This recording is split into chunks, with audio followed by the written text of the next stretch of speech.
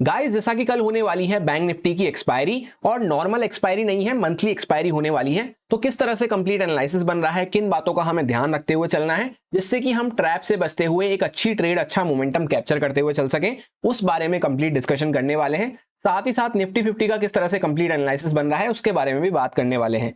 तो स्वागत है आपका एक और डेली एनालिसिस वीडियो में।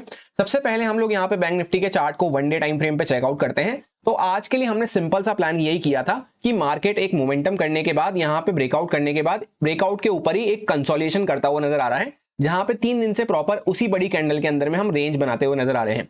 तो हमने सिंपल सा प्लान यही रखा था आज के लिए कि अगर मार्केट बड़ा सा गैप डाउन नहीं खुलता है, उसके अलावा किसी भी केस में मार्केट हल्का सा फ्लैट खुले, थोड़ा बहुत गैप डाउन खुल के ऊपर आए, हल्का फुल्का गैप अप खुले, हर केस में हमने बाइंग साइड पे प्लान रखा था। क्योंकि मार्केट यहाँ पे एक अच्छा मोमेंटम करने के बाद अपने आप को होल्ड कर रहा था, कंसोलिडेट कर रहा था।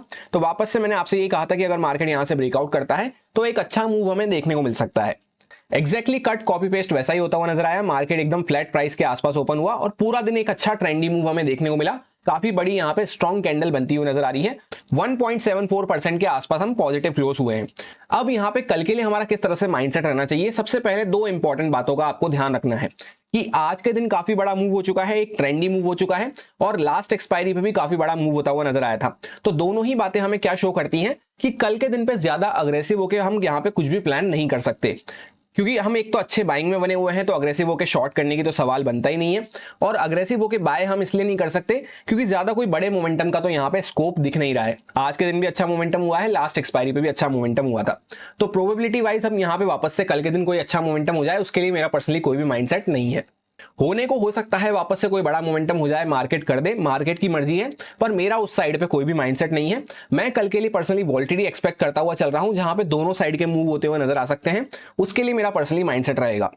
रीजन मैंने आपको अच्छे से एक्सप्लेन कर दिया है कि अग्रेसिव होकर सेल करने की यहाँ पे अपॉर्चुनिटी नहीं है, और अग्रेसिव होकर ना बाय करने के लिए प्रोबेबिलिटी वाइज हमें सपोर्ट नहीं मिल रहा है। सो ब्रॉड माइंडसेट हमारा एकदम सिंपल हो जाता है कि या तो कल के दिन को हम आराम से अवॉइड करते हुए चल सकते हैं, या फिर कम क्वांटिटी के साथ छोटे मोटे टारगेट्स कैप्चर करते हुए चल सकते हैं। इसी तरह से मैं पर्सनली कल प्लान करने वाला हूं। अब हम लोग आ चुके हैं 15 मिनट टाइम फ्रेम पे। यहाँ पे ये कुछ लेवल्स वगैरह को हमने डिस्कस करा था, और प्लान मैंने आपसे सिंपल सा ये शेयर किया था। इनफैक्ट 3 दिन से हम यही बात करते हुए आ रहे हैं कि मार्केट 800 के ऊपर यहाँ पे एक भी कैंडल क्लोज नहीं कर पा रहा है 15 मिनट टाइम फ्रेम पे। ऊपर जाता है तो नीचे आ जाता है, गैप अप खुलता है तो नीचे आ जाता है, और बैक टू बैक बार बार हम यहीं पे रेजिस्टेंस फेस कर रहे थे। तो मैंने आपसे यही कहा था कि अगर मार्केट फ्लैट खुलता है, गैप अप खुलता है, दोनों ही केस में हम यहाँ पे बाइंग साइड पे प्लान करते हुए चल सकते हैं। और जैसे ही मार्केट ने इसके ऊपर कैंडल क्लोज करी, नेक्स्ट कैंडल एक इनसाइड कैंडल बनती हुई नजर आई। उसके बाद एक्जैक्टली इसी लेवल पे जो हमने लेवल डिस्कस करा था 51,837 के आसपास, डॉट इसी पे नेक्स्ट कैंडल सपोर्ट लेके, और पूरा दिन मार्केट कंटिन्यू ट्रेंडी बना रहा। जहां पे एक बार हमने 52,000 का ब्रेकआउट करा, और मैंने आपसे यही कहा था कि फर्स्ट टारगेट हमारा 52,000 के आसपास होना चाहिए, क्योंकि यहाँ पे इस जोन में पोजिशनल सेलर्स वगैरह जो भी बैठे हुए हैं, ये सारे ये अपनी पोजिशन कवर करते हैं। तो पहला टारगेट 52,000 के आसपास रहेगा हमारा। इसके आसपास आके हमें ट्रेल करना है, प्रॉफिट बुक नहीं करना है। क्लियर कट मैंने आपसे कल के एनालिसिस में ये बात कही थी कि यहां पे रेंज का अगर ब्रेकआउट होता है तो बड़े टारगेट हम थोड़े से प्लान करते हुए चल सकते हैं, अच्छे से ट्रेल करते हुए। 52,000 के ऊपर अगर हम निकलते हैं तो फिर और फर्दर हम टारगेट प्लान कर सकते हैं। यही हमने डिस्कस किया था। जब से मार्केट यहां से निकला, काफी अच्छा मूव करता हुआ नजर आया। वापस से एक बार भी मार्केट 52,000 के नीचे गया ही नहीं, जैसे ही मार्केट ने इसका ब्रेकआउट करा। और जो हमने लेवल्स डिस्कस करे थे वो भी काफी परफेक्टली वर्क करते हुए नजर आए। 200 के आसपास मार्केट ने एक्जैक्टली रेजिस्टेंस लिया, थोड़ा सा रिट्रेसमेंट किया, और बाकी फिर पूरा दिन मार्केट कंटिन्यू ट्रेंडी बना रहा, जहां पे नेक्स्ट लेवल के भी ऊपर तक मार्केट जाता हुआ नजर आया। ये 500 का जो साइकोलॉजिकल लेवल था, इसके भी ऊपर मार्केट गया। सो होपफुली आपको कल के एनालिसिस से हेल्प मिली होगी। कैसा रहा आज का आपका दिन, कमेंट करके जरूर बताना किस टाइप की आपकी परफॉर्मेंस रही। अब यहाँ पे कल के लिए मेरा सिंपल सा प्लान है इंट्राडे बेसिस में भी, कि हम दोनों साइड के मूव यहाँ पे एक्सपेक्ट करते हुए चल सकते हैं। थोड़ी सी वॉल्टिटी हमें देखने को मिल सकती है। ऐसा इसलिए है क्योंकि स्टॉप लॉस हंटिंग के नजरिए से भी अगर हम देखते हैं तो बायर्स काफी अच्छे प्रॉफिट में बैठे हैं, सेलर्स के ज्यादा कोई स्टॉप लॉस देखने को नहीं मिल रहे हैं। तो यहाँ पे मार्केट थोड़ा बहुत ऊपर जाके वापस से नीचे आ सकता है। इस तरह से कंप्लीट मार्केट जिगजैग बना रह सकता है। अब सपोज करते हैं कि मार्केट फ्लैट से हल्का सा गैप अप इस जोन के आसपास कहीं पे खुलता है। तो आज के दिन क्या हुआ, फ्लैट से हल्का सा गैप अप हम खुले, ऑलमोस्ट फ्लैट प्राइस के आसपास खुले। उसके बाद मार्केट पूरा दिन कंटिन्यू ऊपर भगता रहा। तो अगर मार्केट इस जोन में कहीं पे फ्लैट प्राइस के आसपास खुल रहा है और वापस से ऊपर निकल रहा है, तो चांसेस ये है कि या तो वो ऊपर जाके वापस से नीचे आ सकता है, या फिर अगर इस जोन के आसपास खुल रहा है तो थोड़ा सा सेलिंग में हम पहले जा सकते हैं, फिर मार्केट हो सकता है बाद में रिकवर कर दे। जहां पे इस प्रोबेबिलिटी के लिए मैं पर्सनली काम करने में ज्यादा इंटरेस्टेड रहूंगा। तो पहले मेरा कुछ यहाँ पे रिट्रेसमेंट के लिए, कुछ सेलिंग के लिए, करेक्शन के लिए कुछ यहाँ पे मेरा प्लान रहेगा। फिर बाद में उसको अच्छे से ट्रेल करते हुए, छोटे टारगेट्स पे बुक करते हुए हम चल सकते हैं, क्योंकि ज्यादा बड़े कोई वीकनेस वगैरह की सेलिंग के लिए हम प्लान नहीं कर रहे हैं। सिर्फ एक छोटा मोटा करेक्शन वगैरह यहाँ पे, जैसे स्टॉप लॉस हंटिंग के नजरिए से भी मार्केट यहाँ पे किन को टारगेट कर सकता है, जो ये बायर्स ऊपर के प्राइस के आसपास आते हुए नजर आए हैं उनको टारगेट कर सकता है। 500 वगैरह का लेवल का ब्रेकआउट हुआ है तो इस लेवल के आसपास जो बायर्स आए हैं उनको मार्केट थोड़ा सा परेशान करने के लिए करेक्शन वगैरह दिखा सकता है। सो अगर इस जोन में कहीं पे खुलते हैं तो पहले मेरा थोड़ा सा सेलिंग के लिए प्लान रहेगा, उसमें छोटे मोटे पॉइंट्स हम कैप्चर करते हुए चाहे तो चल सकते हैं या फिर उसको अवॉइड कर सकते हैं, फिर वापस से कोई अपॉर्चुनिटी बाइंग के लिए मिले तो हम उसको यूज कर सकते हैं। डायरेक्टली अगर मार्केट गैप अप खुल जाता है तो उस केस में भी कंटिन्यू हम चलते हुए आ रहे हैं, यहां से यहां तक काफी अच्छा स्ट्रेच ले चुके हैं, ये रेंज वगैरह का भी ब्रेकआउट कर दिया है हमने। तो यहाँ पे अगर डायरेक्टली कोई बड़ा गैप अप खुल जाता है तो उस केस में हो सकता है पहले सेलिंग मिले और फिर वापस से मार्केट रिकवर करता हुआ नजर आए, तो उसमें भी सेम प्लान मेरा रहेगा। और डायरेक्टली अगर गैप डाउन भी खुल जाते हैं तो उस केस में भी सेम ही प्लान रहेगा कि मार्केट पहले सेलिंग में जा सकता है फिर वापस से रिकवर करता हुआ नजर आ सकता है। सो मॉर्निंग के मूव के लिए तो मैं पर्सनली यहाँ पे एक रिट्रेसमेंट, एक करेक्शन एक्सपेक्ट करता हुआ चल रहा हूँ, चाहे मार्केट फ्लैट खुले, गैप डाउन खुले, गैप अप खुले, उसके बाद नेक्स्ट प्राइजेक्शन किस तरह से बनता है उस अकॉर्डिंग हम काम कर सकते हैं। पहले मेरा थोड़ा करेक्शन के लिए प्लान रहेगा। और दूसरा इंपॉर्टेंट पॉइंट क्या हो जाता है कि जैसे मार्केट करेक्शन में नहीं जा रहा, गैप अप खुला, फ्लैट खुला, कहीं पे भी खुला और मार्केट कंटिन्यू ऊपर भग रहा है, तो उस साइड पे मेरा कोई भी माइंडसेट नहीं है, क्योंकि ऑलरेडी हम काफी स्ट्रेच हो चुके हैं। अगर डायरेक्ट यहां से ऊपर भी निकल रहा है मार्केट तो हो सकता है थोड़ा बहुत ऊपर जाके फिर वापस से रिवर्स कर दे। और ओवरऑल जैसे मैंने आपसे कहा कि बाय करना हो, सेल करना हो, कुछ भी करना हो, कल के दिन मेरी सिर्फ 25% क्वांटिटी रहने वाली है। और जो आज हमने इस मोमेंटम में पूरा प्रॉफिट बनाया है उस प्रॉफिट में से सिर्फ 25% प्रॉफिट का मैं रिस्क लेने वाला हूं। जैसे फॉर एग्जांपल आज के दिन मैंने 100 रुपए के प्रॉफिट करा है तो कल के दिन मैं 25 रुपए का सिर्फ रिस्क लेके काम करने वाला हूं। इस तरह से हमें काम करना है, क्योंकि कल का दिन थोड़ा सा ट्रैपिंग वाला दिन हो सकता है। एक दिन पहले भी अच्छा मोमेंटम हुआ है, लास्ट एक्सपायरी पे भी अच्छा मोमेंटम हुआ था। होपफुली आपको बात समझ में आ रही होगी। क्वांटिटी भी 25% रहेगी और आज के प्रॉफिट का सिर्फ 25% रिस्क लेना है, क्योंकि आज का जो दिन था ऐसा दिन था कि हर किसी ने यहाँ पे किसी भी सेटअप के अकॉर्डिंग काम किया हो, काफी अच्छा प्रॉफिट बनता हुआ नजर आया है। तो कल थोड़ी सी ट्रैपिंग हमें देखने को मिल सकती है, उससे बचते हुए हमें चलना होगा।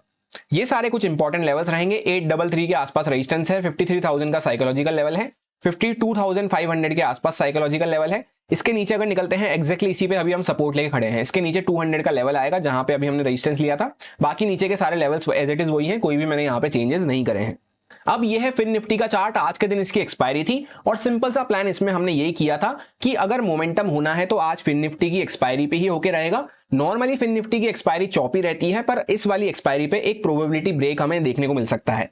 होपफुली ये सारी बातें आपको याद रही होगी और आज के दिन आपने काफी अच्छा मोमेंटम यहाँ पे कैप्चर किया होगा। मैंने पर्सनली तो बैंक निफ्टी को ट्रेड किया था, पर फिन निफ्टी में भी हमें काफी अच्छा मूव देखने को मिला। और प्लान भी हमने ये किया था कि डेली कैंडल भी इनसाइड कैंडल बनी है, तो ब्रेकआउट वगैरह होता है तो अच्छा बाइंग में मूव मिल सकता है अगर मार्केट फ्लैट या गैप अप वगैरह कहीं पे भी खुलता है। तो सिर्फ गैप डाउन के केस में हमने सेलिंग का प्लान किया था और गैप डाउन हुआ ही नहीं, तो सेलिंग का तो यहाँ पे कोई सवाल बनता नहीं है। होपफुली आप में से कोई भी सेल करके तो आज के दिन ट्रैप नहीं हुआ होगा इस ट्रेंडी मार्केट में। और जैसा हमने प्लान किया था कि अगर मार्केट यहां पे रेजिस्टेंस कई बार ले चुका है, इसके ऊपर ब्रेकआउट करता है तो पहला टारगेट हमारा 234 के आसपास, एग्जैक्टली जो ये लेवल हमने डिस्कस किया था यहां पे हो सकता है। इसके आसपास आके हमें प्रॉफिट बुक नहीं करना है, हमें ट्रेल करना है कॉस्ट के आसपास या कॉस्ट के ऊपर। फिर यहां पे थोड़ी देर रुक के मार्केट अगर ब्रेकआउट वगैरह कर रहा है तो फर्दर हम ट्रेल करते हुए और टारगेट प्लान कर सकते हैं, जहां पे नेक्स्ट लेवल ये डिस्कस किया था और इसके ऊपर 500 का साइकोलॉजिकल लेवल यहां पे था, वहां तक डॉट मार्केट जाता हुआ नजर आया, इसके भी ऊपर। अगर सारे important psychological point, technical points के साथ आपको ये एनालिसिस अच्छे लगते हैं तो लाइक और कमेंट करके अप्रिशिएट कर सकते हैं, जिससे कि मुझे भी एक मोटिवेशन मिलता है। अब हम लोग आ चुके हैं निफ्टी 50 के चार्ट पे। सबसे पहले वन डे टाइम फ्रेम पे डिस्कस करते हैं। तो compare to fin nifty and bank nifty आज के दिन ये थोड़ा कम मूव करता हुआ नजर आया है और यही बात हमने डिस्कस भी करी थी। ये सिर्फ 0.7% के आसपास हमें पॉजिटिव देखने को मिल रहा है, जहां पे इसमें ज्यादा कोई बड़ा मूव हमें देखने को नहीं मिला। फिन निफ्टी 1.9% के आसपास पॉजिटिव क्लोज हुआ है, बैंक निफ्टी 1.7% के आसपास पॉजिटिव क्लोज हुआ है। ये उसके कंपेयर में 1% से कम मूव करता हुआ नजर आया है। और हमने यही प्लान किया था कि यहाँ पे एक ऑप्शन सेलर जो है हेज बनाना चालू कर दिए होंगे, कॉल सेलर, पुट सेलर, क्योंकि अभी हमने ऊपर से नीचे आए, नीचे से ऊपर गए, बीच में हम खड़े हुए हैं, तो इसके बीच में मार्केट थोड़ा सा साइडवेज रह सकता है। फिर यहाँ से 600 630 के लेवल को ब्रेकआउट करना चालू करता है, तब एक मोमेंटम हमें मिल सकता है। एग्जैक्टली मार्केट फर्स्ट हाफ में पूरा साइडवेज पड़ा हुआ था, उसके बाद जब ब्रेकआउट करा तो छोटा मोटा मूव यहाँ पे करता हुआ नजर आया। होपफुली आपको यहाँ पे भी एनालिसिस से हेल्प मिली होगी और निफ्टी 50 को आपने ना ट्रेड करते हुए कहीं और आपने अपॉर्चुनिटी देखी होगी।